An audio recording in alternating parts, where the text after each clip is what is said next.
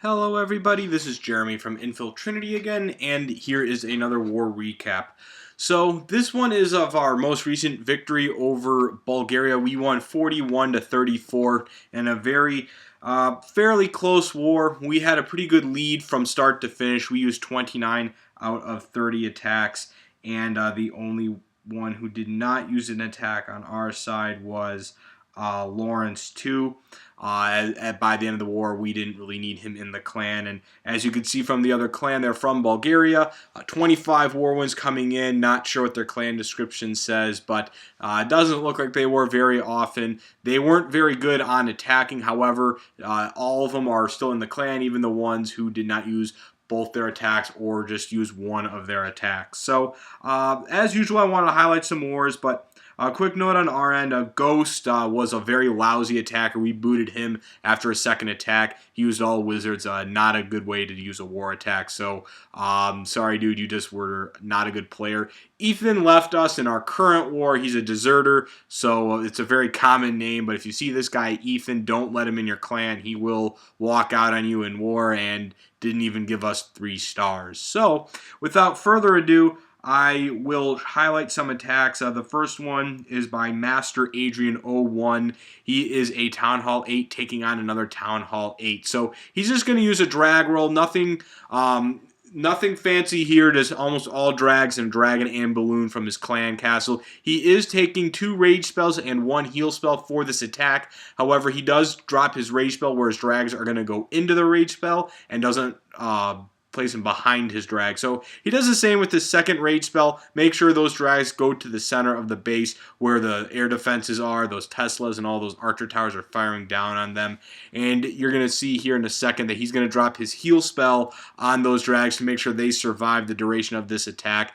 And like any good spell drop, you want to make sure you place your spells where they're going to have the most effect, which means don't save them for the end when you're only using your heal spell for 1 dragon or 2. So that's a good key to using spells, and something I see from certain players that they just wait till the last possible second to use their heal spell. But through this attack, he does wait a lot, really towards the end until that 1 dragon is almost dead. But at the same time, there's not much left here on this base. A level 10 Barb King is working wonders for him, cleaning up the rest. There isn't anything on the sides, no builder huts or anything in the corner. So everything in this base is pretty centralized. Pretty easy drag roll. He could have used hogs on this base as well. Those giant bombs must be clearly on the outside. So it does end up being a little bit closer of an attack than you would anticipate. However, the dragons do have very high defenses, and those air traps have already been set off at this point. And that last drag with all its health, he's lucky here, but this could have been a disaster attack, but Master Adrian gets away with it here. So, good job by Master Adrian01. The second attack I wanted to highlight is one of my GoWiPe attacks against Velen. Not sure if that's how you pronounce it, but what you want to do when you drop any GoWiPe attack is I top them on the top left here. You want to make sure they draw the most fire as possible. I drop a rage spell early to make sure those wall breakers get in on it, maximize their power, break through 2 layers of walls with only about 4 or 5 wall breakers there. So I drop my PEKKAs behind, make sure they go towards the center. Those wizards clear out those pesky obstacles as I make my way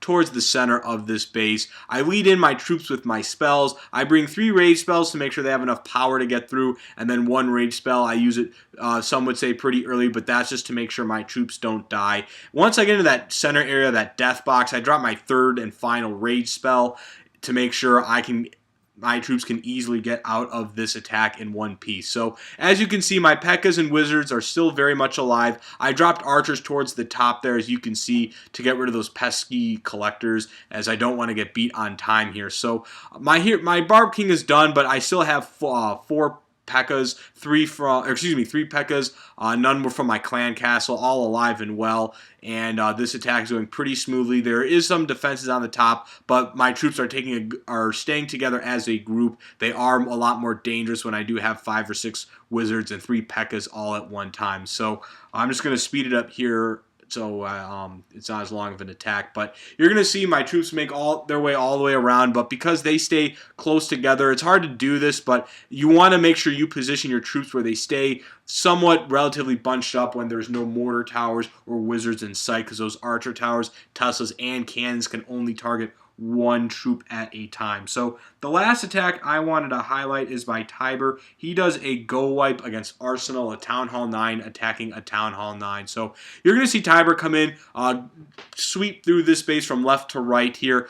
Not the prettiest GoWiWi there is, but he does make it work here. He does drop his troops and spells accordingly, make sure he maximizes their effect on this base. So there isn't a whole lot of dissecting through this base. He drops all his troops on the left side and makes sure they work their way towards the base left to right. And you're going to see his troops with the witches constantly summoning their dead warriors. The golems stay alive, drawing much of the firepower. Those wizards coming in and helping up over the top. He has a PEKKA in his clan castle. Not my personal recommendation, only because the PEKKA does take up all 25 spots that Tiber has, and he might have been better off using wizards or archers in that bases, because you are using a lot of troops here. A PEKKA might slow you down, but he does a very nice job.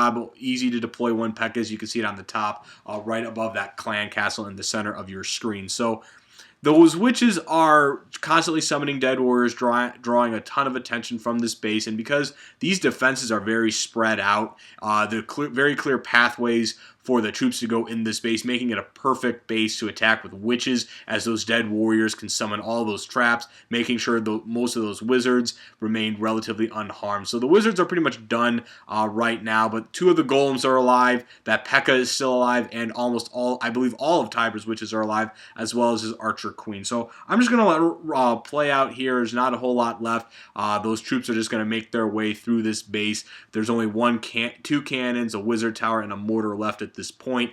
That cannon at the top, it's not a bad placement for a cannon surrounded by 3 storages and 2 barracks, all of which have very high defense, but those dead warriors are going to draw a lot of firepower and take out those pesky obstacles in the meantime. So just enough time for the witch and that golem to go straight forward on that cannon, take it out, and it is just cleanup duty from that point. So very nice job by Tiber exploiting a base where there's a lot of places that you could have troops go, but that's a perfect spot to use witches, because all those dead warriors will set off those traps, and that will make sure your wizards and other troops stay alive to dismantle the base. So they didn't use all 30 of their attacks. They didn't really have much of a shot. They made a run at the end, and I know we had some players going for some pretty easy stars on their top bases to get that loot bonus. So very nice job by everybody in Infiltrinity, and hope you all enjoyed this video.